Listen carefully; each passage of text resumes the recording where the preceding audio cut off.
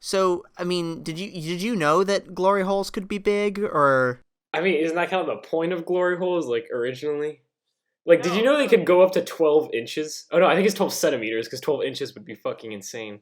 No, I mean like because you've got like you know how you've got like the normal ones that you can just like they're like small and you can put your dick through them. Right. I'm talking they have ones that are like big and you put your entire like torso through basically. Wait, what? Or like Yeah, like no, your those are a scalp? thing apparently. Like you Oh, put your entire torso through and like someone else fucks you while you're through them. Jesus Christ! All right, Yeah, cool. it's a thing. Well, Welcome nice. to our podcast, everyone. Hi guys. Uh, Uh, Jesus Christ. I like that we've gotten, or at least at the very least, I've gotten into the habit of just opening with the weirdest shit I can think of. yeah, and also closing with some weird shit, so that's good. Yeah, it's funny because I think at least yeah because for the first two I opened with something weird and then you close with something weird. Yeah, So it's like we've gotten into that. we can keep that going. Since we started off on a weird note, might as well keep that going by letting Jack talk to us about a certain film. Yeah, so we on the last episode we were talking about seeing Cats, and I kept up my end of the bargain. Jules, did you see Cats? Well, you know what? We don't have to talk about that. Did you now? Oh yeah. Well, so I mean, I guess we can. We said we were both gonna see it, but Jules didn't. I think we can still keep the name JJ Film Podcast because Judas does start with J. So had that one locked and loaded for a while. Oh yeah. I can see you've been thinking about that one. Okay, so I'll give you but I guess I can give you like a brief review of Cats. It's been we had been planning on doing this for a while now, but a lot of things have come up, so it has been a hot minute since we've done the last episode. But basically, I saw Cats and Star Wars on the same day, which was an experience to say the least. That sounds horrible. Which one did you see first? I saw Cats first, and then I saw Star Wars with I saw Cats alone, and then I saw it later with my family. Wait, what? You saw it twice? Oh no, sorry. I saw Star Wars with my family later Okay. that day. Like at the Yeah. same, I waited at that cinema, just kind of messed around for a while before they showed up. I'm like, yeah, Cats was something. So my review for Cats, it is bad, and All right. that's kind of it. Here's the thing. I went into it thinking like, oh boy, here we go. I'm watching Cats. This is going to be fucking terrible. And then it was just kind of normal bad. Like it wasn't like the worst thing you would ever seen in the universe because I was going in expecting it to be like that. Was it like Emoji Movie bad? I didn't even see Emoji Movie actually. I've still been meaning to watch it. What? I thought you did. You keep ranting about how bad that movie is. About the Emoji Movie? Yeah.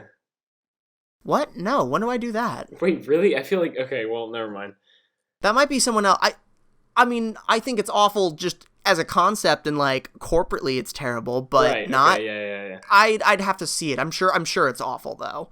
But no, Cats was bad, and I remember thinking what was funny was that it opens with actually like a kind of cool shot, like this slow pan down to like the streets, and I remember thinking I was like, "Oh shit, that shot's kind of cool." And then going, "Oh fuck, am I actually going to like this?" First time you doubted yourself. I got afraid for a second, you know? Yeah. But I actually let me break it down for you, right? The whole movie is just character introductions. Okay. That you know that tweet you sent me a while back of like the I'm pee pee poo poo the ass eating cat, and then they sing a song about how they like eating ass Oh and yeah, Idris Elba yeah. whisked them away. That sums it. I actually read that tweet before I saw the movie, but that sums it up so fucking perfectly because it's literally that's all it is. And what's like you just go from introduction to introduction, which is really weird because the pacing of that movie is so fucking weird because it's almost exclusively songs. I'd say like at least 90% songs. There's not like it opens on a song and ends on a song, Sounds and there's not horrible. really any normal dialogue between songs, not many at the very least. And what's weird about that, right, is that it's all done in real time. It doesn't cut away from the main character that often, you see pretty much all from her perspective. So all of this is like, you're kind of experiencing all this information being conveyed at you at the same pace she is, which feels really weird for some reason. Cause maybe it's because it's like based on a musical, so it would sort of have like taken the pace of like the theater play. Oh, I mean, that wouldn't surprise me. I figured if the play is like this, maybe it would translate a little better. But even with plays and musicals, you know, I'm not really a big fan of musicals, but I do like some. And even in musicals that I really like have also switched, you know, the scene instead of just following one character like throughout an hour of songs, which is just really weird. And what I think makes it worse is the fact that each song is starkly different from another. So Rebel Wilson's is like this kind of jazzy little number. Yeah. And then you go to Jason Derulo's song, which is like a funk thing complete with slap bass and everything like that. What the fuck? And once again, it happens immediately afterwards. Like I think Jason Derulo actually cuts Rebel Wilson off, like towards the end of her song, or maybe he comes right after it.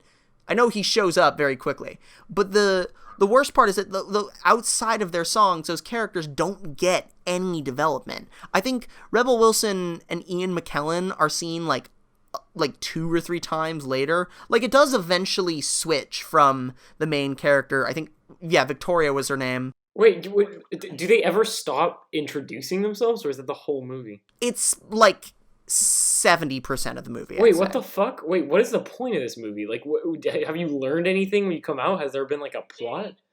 They're cats. It's a tribe of cats, and they're all competing for a spot at the Jellicle Ball, where they can potentially get reborn into a new life, I guess. The fuck? And you're finding out about all of like the potential candidates for that, essentially. Oh. That's the idea of it. And then Idris Elba's character is like the bad guy, and he's trying to get rid of the competition and like take them to this prison area, I suppose, where they can't like rival him, essentially. And I think Ian McKellen and Rebel Wilson get like the most screen time outside of their songs, because they're some of the first ones that are trapped there, and you get to see them do a few things like in terms of escaping and shit.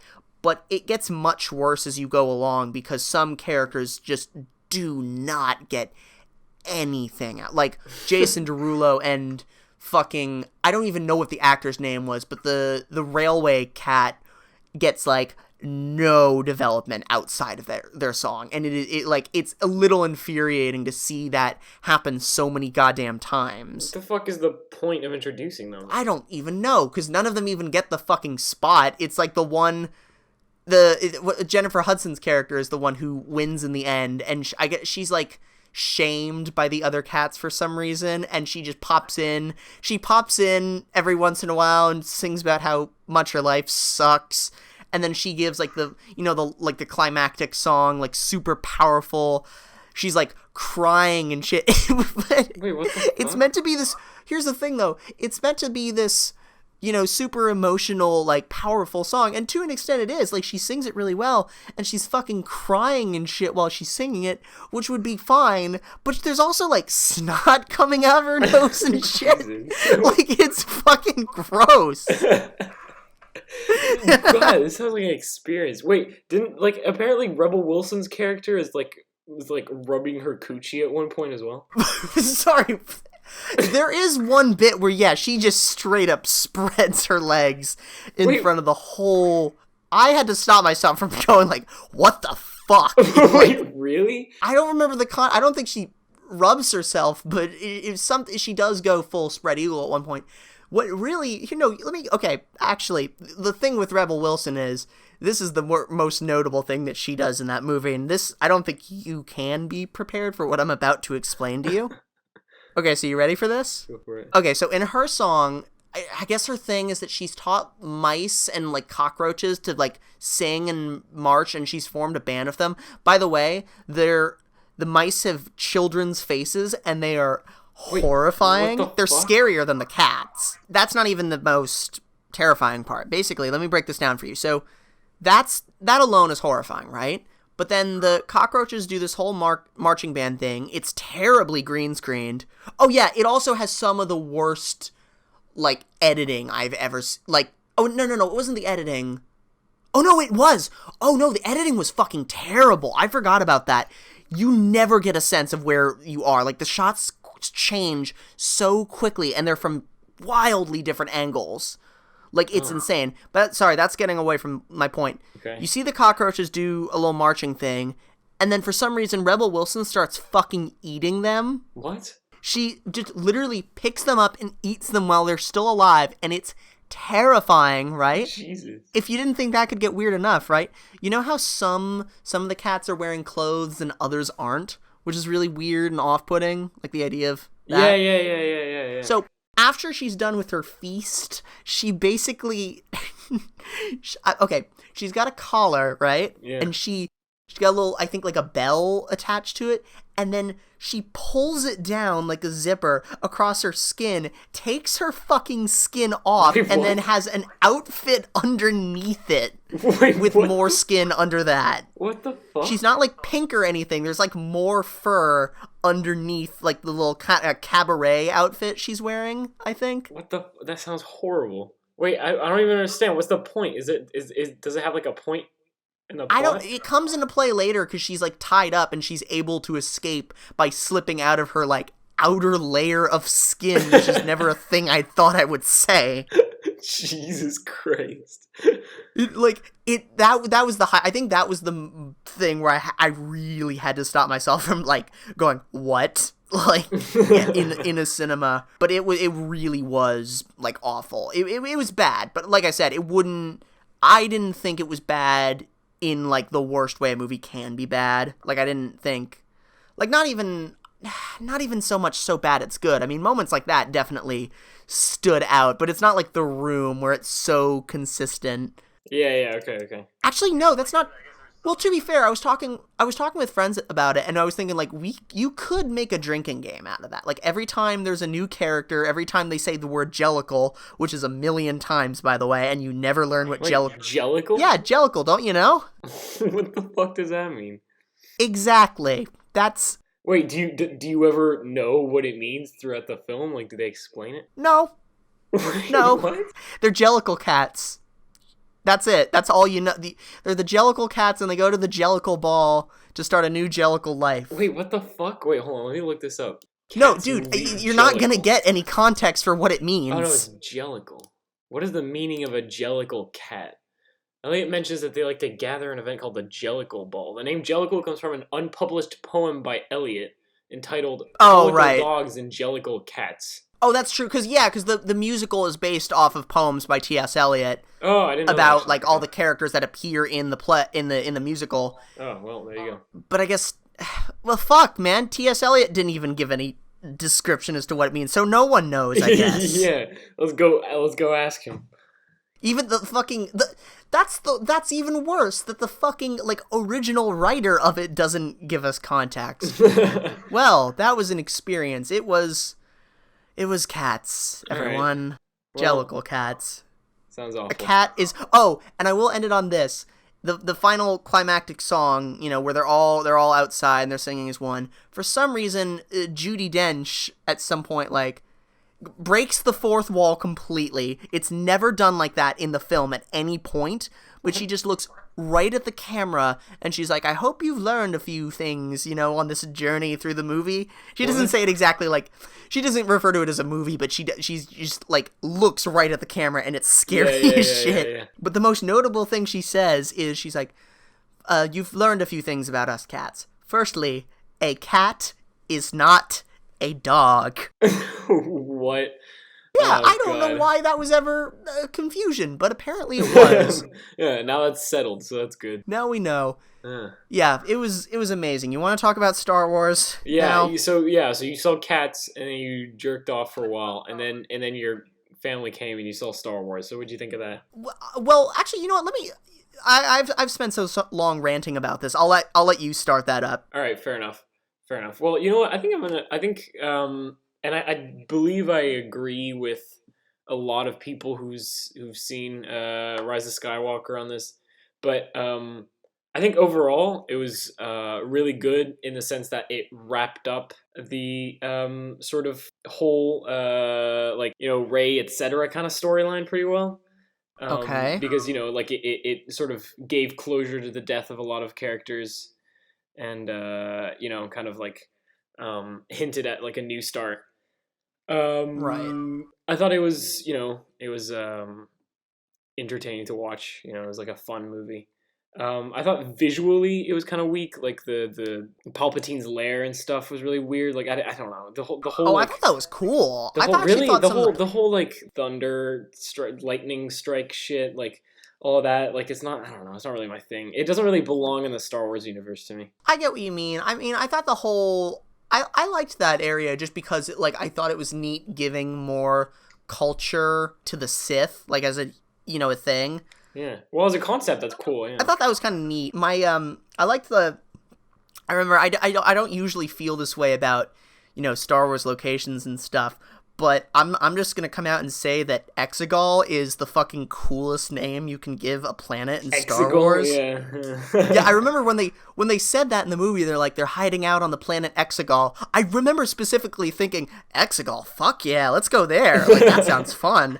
Like, my dad is very, he's, really into linguistics, and he hates a lot of the Star Wars names. His main rant being he hates the name Snoke, because he's like, that is not the name of, like, the leader of the First Order. That is the name of, like, one of those rat things that, like, scuttles across the floor. Wait, what? Why? Does it mean something else in like another language? Or? No, I don't think it does. I think he's just saying that, like, the name Snoke doesn't really command respect. I think is his point. Yeah. And I think the thing that bothers him the most, and I know this because he's mentioned this to me 1,000 fucking times, is the fact that there's that scene in Return of the Jedi where, Princess Leia is disguised as a bounty hunter and says, like, is asking for, like, the money from Jabba, and then she goes 50,000, no less, and the alien says, Yoto, Yoto, and he's pointed out to me many times that it's impossible for just Yoto, Yoto to translate to 50,000, no less. Like, that it just doesn't make sense linguistically. But Yoto, okay, off track. I don't know, man. Maybe they're like super developed in a way that your dad can't understand. That's what I tell him. Exactly. You tell him, man. Okay, so firstly, you said you agreed with, what a lot of people are saying and that you liked it? Yeah. Because that's not what a lot of people are saying, Jules. Well, but there's always people bitching about the new Star Wars movies. I mean, the people who, like, are getting over the fact that they like to bitch about things and who actually start to talk about the movie, those Okay, people. that's fair. You know what? I will say this. I actually liked it. I thought it was good. I'm with you on a lot of the points. I thought, there were, wrapping up the story was good in terms of deaths of some of the characters. But I gotta say, I feel as if I still liked it, but I think it was my least favorite of the new ones. Okay, I guess that's fair, yeah. I think I just didn't feel engaged with it in the same way as I did with others. Like, I didn't, like, a lot of the deaths didn't really feel as, like, heavy for me as some of the other ones did. Like Leia dying, I knew they had to do it, and I will say this, it was good with what they did, because I was like, okay, this is good the way they're handling her by basically not having her in the movie at all until her death. Yeah. Because I was like, that was really smart. Actually, that was a good way to do it. Well, here's what I found out. Right, I was like, they should use her as little as possible out of respect for her. But what I found out was actually, I'm not sure if it was all of the footage, but what I've heard is that all of the footage from her in the movie is actually repurposed footage from Force Awakens. Really? Apparently so. I don't know if it was everything, but I've heard that at least some of it. That sounds weird. Really, that sounds weird though. Like, how is that possible? I get stuff where she doesn't talk, or like. No, I think just stuff that they originally planned for Force Awakens but didn't use. They repurposed it to fit in Star Wars. Okay. In Rise of Skywalker, and I mean, I think that's also just good that they actually use her in it. But, and I knew inevitably, I'm like, you know what, if you're going to handle a character like this, it's not really the most amazing thing, because you want to have a good send-off to one of the most iconic characters in cinema. Yeah. But at the same time, I mean, she's fucking dead, so, like, it would be wrong to kind of have super dialogue-heavy scenes with the CGI Carrie Fisher. Yeah, and it wouldn't even work. Like, it wouldn't, like, emotionally it wouldn't work, because, like, even if they do it really well, unconsciously, you're gonna know it's not her, so, like, it's just not gonna be the same. Yeah. Which is, yeah, so I felt as if, I was glad that they kind of handled her the way they did. I thought that was very, tasteful and respectful. Yeah. But I mean, I just feel as if in terms of bringing back, like in terms of fan service, I didn't feel as like, oh shit, like when they brought back Lando, I was like, oh, that's cool that he's back. But I didn't really feel like amazing about it. What I will say, the one bit in terms of fan service where I was like, fuck yeah, that is amazing, is the scene where it's like at the end where Rey is like on the ground and like every Jedi ever is telling her to rise, that they got like everyone. They got Hayden Christensen, they got Liam Neeson, they got James Earl Jones, they got like every single actor across the entire franchise to do it. Yeah, I like those. I just thought that was so, like, I looked it up later, and they not just the movies, they got the orange girl from Clone Wars that I didn't watch Clone Wars growing up, so I don't know what her name is. Yeah, no, it's not. Yeah, but you know who I'm talking about, though, right? Yeah, sure. Yeah, they got her. They basically got every, even, I mean, Obi-Wan, I think they repurposed. They were somehow able to replicate Alec Guinness's voice perfectly by using old footage of him. Yeah. I think in the same way they did with I feel bad for not knowing his name, but Grand Moff Tarkin in Rogue One. Yeah, but I thought that was really cool in terms of how they brought that. Like, I was like, oh, that's awesome that they just got every voice actor back for that one thing. That was cool for sure. Yeah, that was cool. I like that a lot. I thought some of the, planet designs were neat. I love that opening scene where it's like that whole red area and Kylo Ren's killing all those dudes. Yeah, that's great. There's a lot of stuff like cinematographically that was weird. Anyway, you know what I mean. That's like cinematographically. Really cool. What? I'm just trying to piece together the word you just invented there. Yeah. That didn't work. I don't know. We can just, everyone will understand what I meant. Of course. For example, the battle in the sea, and that battle at the beginning. The whole chase scene at the beginning is really cool as well. Like it's like a pretty, like, it doesn't really matter. Like, it's just kind of a small chase scene, but it's really cool as well. Yeah, I like that as well. And what I will say to the film's strength, what it finally did, which it hadn't done for the first two movies, is that it finally shows Poe, Rey, and Finn acting as one group. Because in the other two movies, It was them. They were always acting separately. That's true. And I was like, I really want to see all three of these characters interact as one unit. Yeah. And I thought it was cool to finally see them do that, because I really liked, all of them have like great dynamics amongst each other. Wait, so that was kind of a thing I asked myself, like, what was the deal with that? Like, so was there like a thing between like Poe and Finn where they were both trying to get with Rey, or was it? I don't think so. I think, because Poe had already gotten with Rose. Oh, no, sorry. Finn had already gotten with Rose.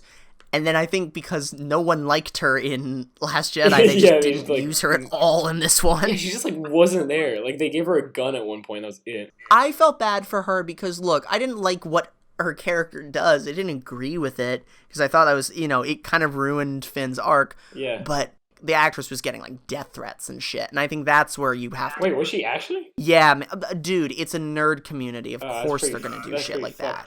Jesus Christ. Oh my God, it's awful. Yeah, no, shit like this happens all the time. She wasn't even a bad actress. Like, it's just the character was badly written. But... No, she was fine. But I think people were mad at her. It wasn't because of that. I think people were mad at her just because of they don't like her character.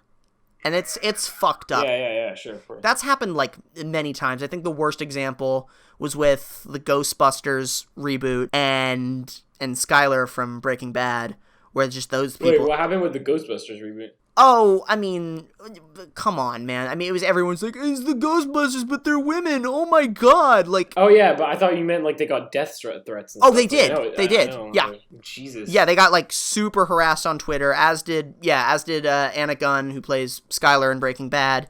Like, it just, it's a really fucked up kind of fan base society we have in places. Back to Star Wars. I think, okay, the one bit, because, like, here's the thing. I didn't think I didn't really like it as much as the other ones, although I will say this, I don't think it had as many blatant problems like Last Jedi did. Yeah. Last Jedi had some very clear issues with it for me that I think I brought up in the last episode.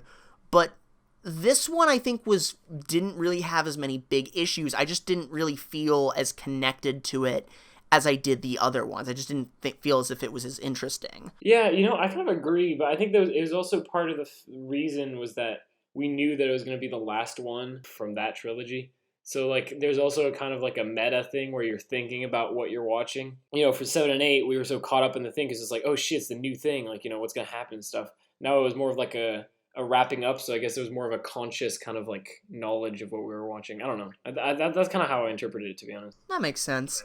I think the thing is that the only part of it where I felt explicitly like it was a blatant issue was at the end where Rey and Kylo kiss. Yeah. I remember watching that and I actually had to stop myself from going, "Oh, fuck you." Like, yeah, I kind of had that reaction as well, but thinking about it afterwards, like, I mean, I guess that's okay. I mean, it kind of works with the arc, I guess. I get that there was a connection between them. That was important, but also, they there was kind try of like to kill each not... other once in every movie. Like it. Yeah, but I don't know. I think it worked because there was like it wasn't like a particularly like romantic connection, but there was definitely like a sexual connection. What? Sorry, what now? Elaborate on this. Yeah, of course there was. Like, I mean, there's like the whole like him with his shirt off and shit, and like, I mean, come on, you gotta be with me on this one.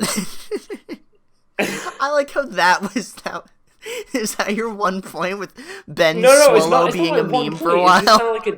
It's just kind of like a general feeling that you get out of their like connection thing. Like, I mean, the fact that they communicate one-on-one and they have like that physical connection through the Force sort of like implies also an emotional or like a sensual connection. I don't know. That's how I interpret it, to be honest. All right. I mean, I guess that is one way of looking at it. It's the only way of looking at it, Jack. I mean, why else would they have made them kiss at the end? Like this, otherwise it would have been useless. I respect your restraint in not comparing the lightsabers to dicks. Oh man, come on! What? I mean, you could. Well, you so easily could have done that. So I was waiting for you to do it. To be honest. Yeah, you're right. I should have done that, man. Well, yeah. Wait, okay, to change the subject, how at the end Rey goes like, "Oh, my name's Rey Skywalker." I thought that was stupid. I was like, "Yeah, why do you think they did that?" I don't know. I guess just to show that she has a relationship to them, but I thought it was so fucked up because, that whole... Oh, yeah, that was another blatant issue I had. The whole thing of her being related to Palpatine I thought was unnecessary as hell. Really? I don't know. I thought that was kind of cool. Well, no, I just thought it was such a cool twist, in Last Jedi where they had been building up, like, oh, who is she? And there were so many fan theories on, who she was and, like, what her relationship was to this whole universe. And then the twist that she doesn't matter, I think, like, works so well with that. Yeah, it would have worked better, yeah. I think then suddenly saying, like, psych, she actually is connected to this universe. I just didn't think that worked. I thought... Yeah, I mean, it wasn't like... It was just kind of a way to, like, get that whole Sith thing back and have, like, a, connection. Right. 'Cause if it was just like, oh, she's, like, a Jedi, she has to stop them, like, that would have been weaker than thinking, oh, shit, it's, like, her dad, That's like... true, yeah, she needs more reason. But that's the thing, even if you're gonna go with that, which I wouldn't...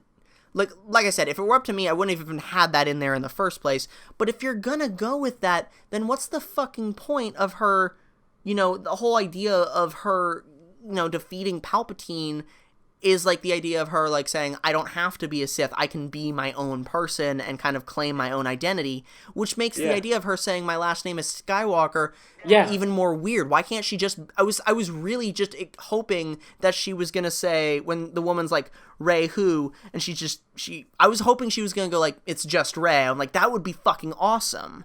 And that would have been cool. Instead, or like it's Rey Palpatine, because like there could have been like also a thing of, okay, well, the name Palpatine, she's, like, reclaimed the name Palpatine, and now she's gonna, like, she's gonna... I don't know. She owns it, Like, I think that would have been kind of cool, Like, Palpatine becomes a Jedi name.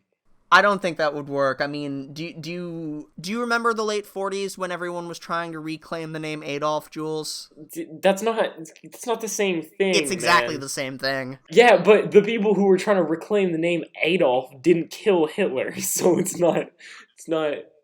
I mean, Right? I feel like that's a pretty accurate well, way to I mean, put it. technically, a man named Adolf did kill Hitler. I mean, Okay. God damn it. It's not wrong. Sorry, that's too close to that dumb, edgy joke that every, like, ninth grader made of, like, the man who killed Hitler is my hero. Like, that stupid shit that everyone said Oh, then. I've never heard that. Oh my Man. god, there was this guy who said it so many fucking times at my old school. Really? Oh my god, Jesus. it wasn't really that funny the first time, and then he just kept on. It kept on not being funny. Yeah. Yeah, pretty much. Wait, hold on. Just 2 seconds. Wait, I'm gonna stop the recording for a second. Wait, no, because don't. then Okay, we're sorry, we had to back. stop it really quick. Where were we? Oh yeah, dumb Hitler jokes. Yeah. As you do. As you do, yeah. Anyway, I don't know. Well, but overall, I think for me, I would say it gets like a solid 6 out of 10. 6 out of 10, really? That kind of sucks. I don't know. I'd give it a 7. 6 is a 10 out of 10 is still good in my, but I kind of have based my rating system off this YouTuber named Jello Apocalypse's rating system, where like a 6 is good, like I would but just kind of that's it. Like I would consider seeing it again, but that wouldn't be anytime soon. I think I'd give it at least a 6.5 or a 7, because I think it still had a lot of redeeming factors too. I usually kind of operate off of Rotten Tomatoes, to be honest. I think of percentages. Yeah, I tried my best to stay away from the Rotten Tomatoes scores, but it came out pretty quickly that it got like a 56% on Rotten Tomatoes initially. Oh, really? Wow. Yeah, it was bad. But which I think could have potentially primed me in terms of expectations, and that might have affected my final opinion. I hope it didn't. I really wanted to. I tried to do that with Cats as well, actually, because obviously it looks terrible. What is the Rotten Tomatoes rating of Cats? Hold on. It's like 25. Oh, really? Okay. Yeah. But like I actually wanted to avoid the scores as much as possible because I didn't want to feel biased in any way. Yeah. Anyway, but yeah, overall it was good. Wait, hold on. Cats 2019. Here we go. I swear it was like 25. Oh, it went down. It's 20% now. Jesus. Ah, sweet. Sweet, yeah. Awesome. Anyway, well, with that out of the way, I think we should spend like the last 10 to 15 minutes of this discussing.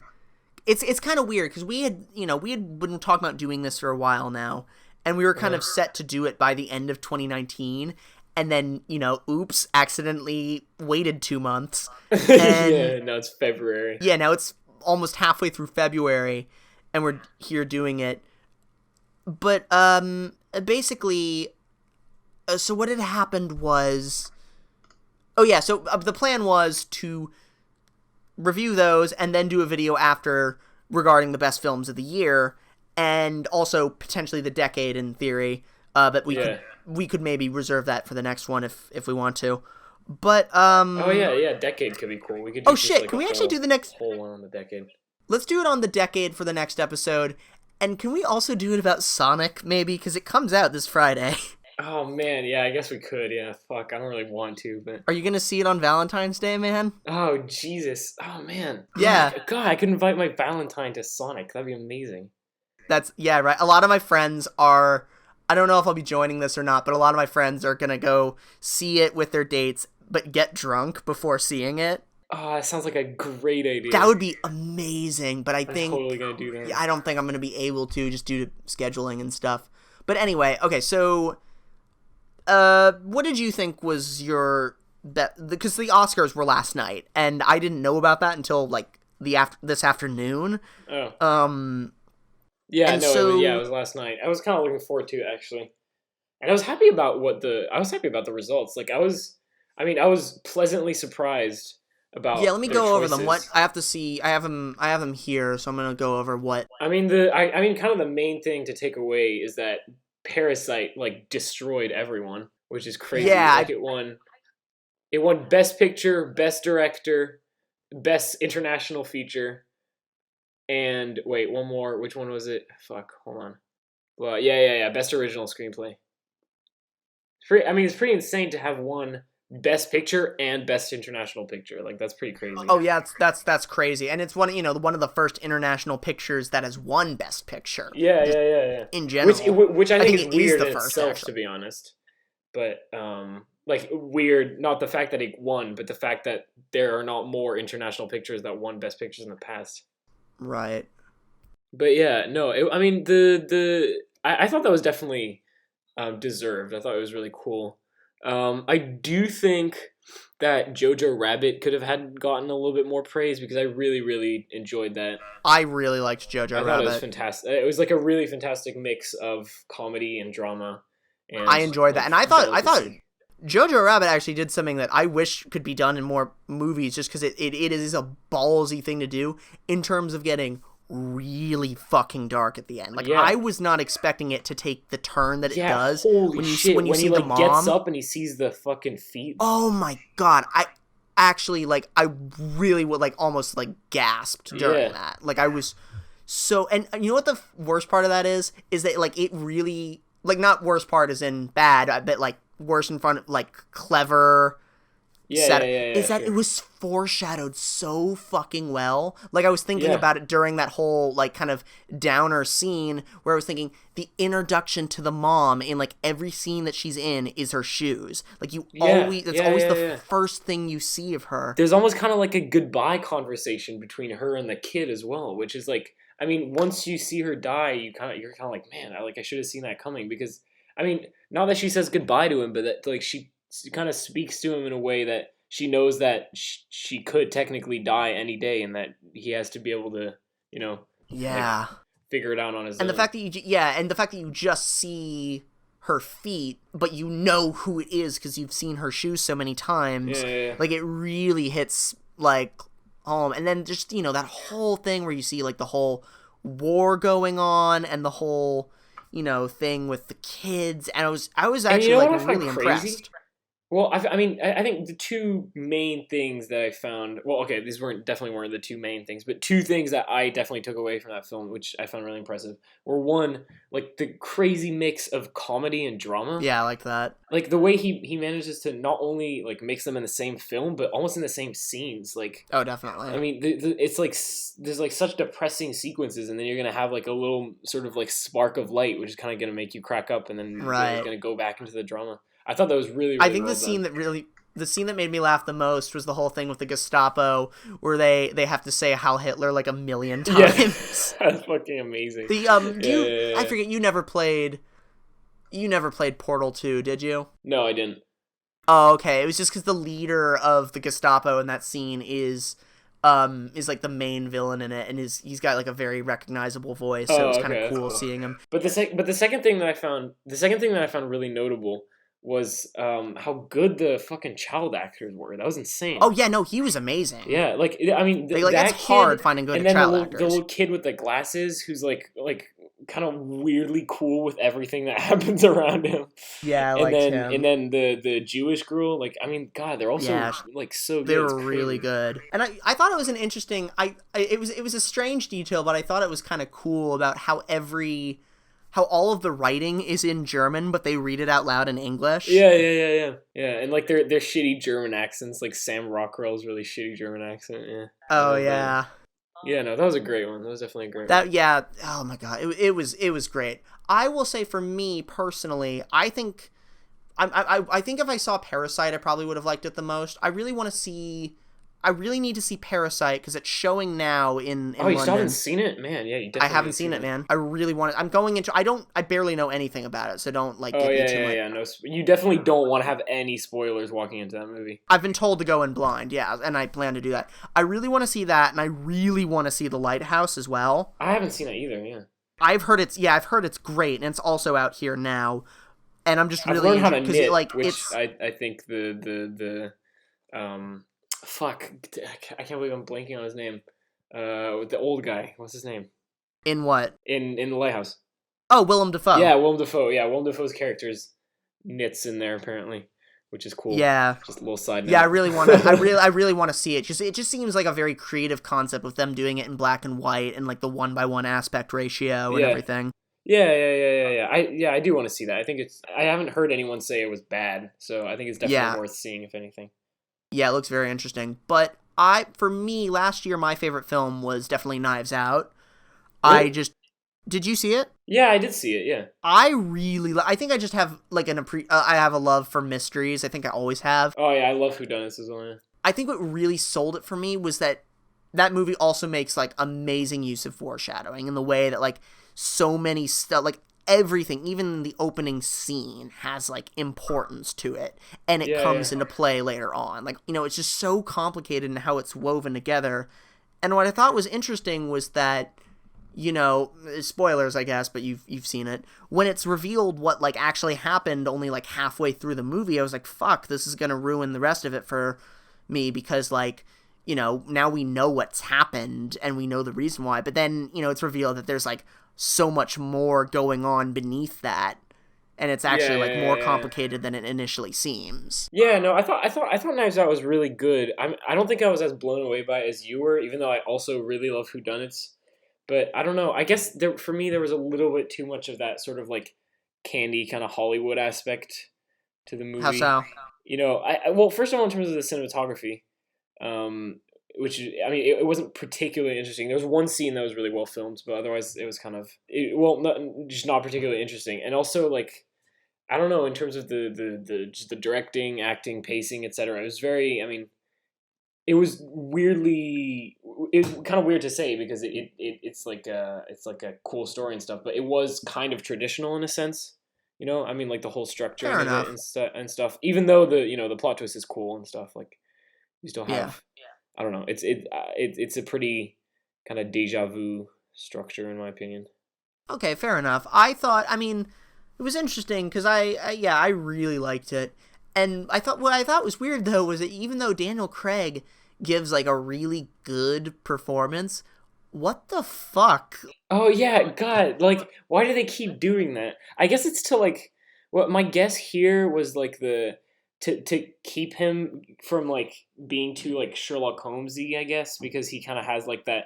The he's like the really smart detective with the English accent. I don't know. I guess, but even so, Yeah, like, but oh my but God. like think about but think about in terms of they acknowledge what he sounds like, right? So I'm thinking, imagine casting that and being like, okay, we need this folksy Southern character. Let's get Yeah. James Bond to play him, Yeah, it's such a I don't know. That was such a the most weird like decision. Yeah. notably English character ever. Yeah, I don't know why they did that. Yeah, I wasn't a big fan of that either. They also did that in Logan Lucky, weirdly enough. What? Did you see Logan Lucky? It came out like 1 or 2 years ago. No, I didn't. And that was also with Daniel Craig, and he also had a really American accent. And I don't know why. That's I don't know why weird. they do that. He has such a cool accent to begin with. Like why ruin it? Yeah, yeah. And I thought that was good. What would you I mean overall what would you say was your favorite film from 2019? Was it Parasite or Overall, I don't know. I saw quite a few, so I think that a lot of them had like different sort of aspects to them. Actually, I really really enjoyed one particular movie that didn't get a lot of attention. It was critically it was really well received, but it didn't. I'm not even sure if it came to London actually, but it was called Sympathy for the Devil. It was about like reporters during the Sarajevo siege. So it's like based on true like characters and true events, and it's really really like a crazy film because it's very very well shot. It's like a different because Sarajevo siege was like during the like Bosnian Wars, and so the so wait, I lost my train of thought. What was I saying? Yeah, so it's like it is technically a war film.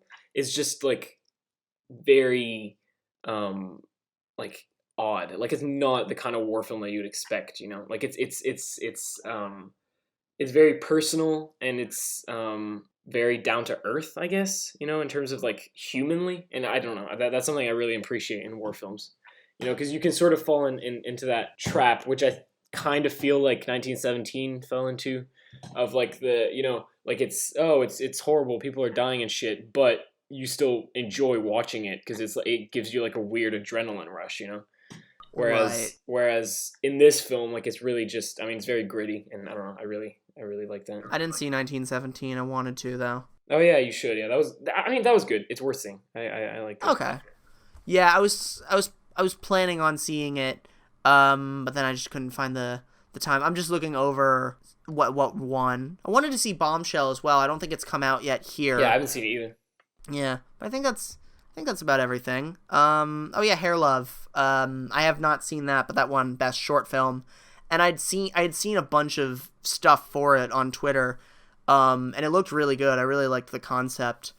Yeah. So I'd like to see it at some point. Glad Once Upon a Time in Hollywood. While I wouldn't say it was the best film of the year, I'm glad it got some recognition. Because I really wait, what did it win? Oh, it won like best. Brad Pitt won Best adapted Actor, screenplay, right? supporting actor. Production design. Oh no. Oh no, it didn't. It was Jojo Rabbit got adapted screenplay.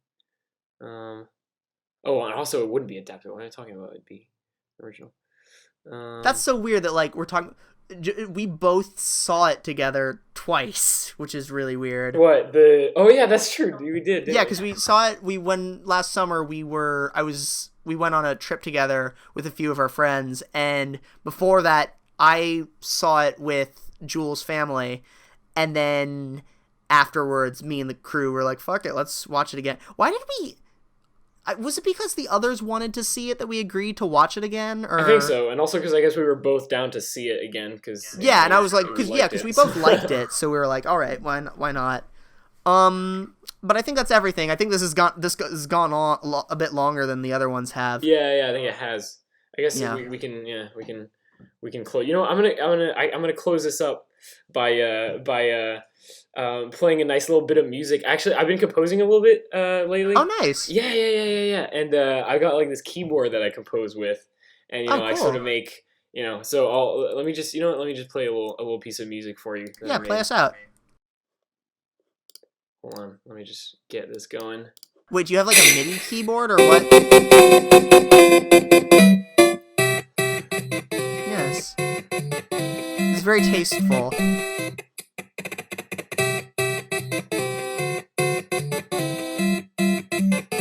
Oh, this part's my favorite. I mean,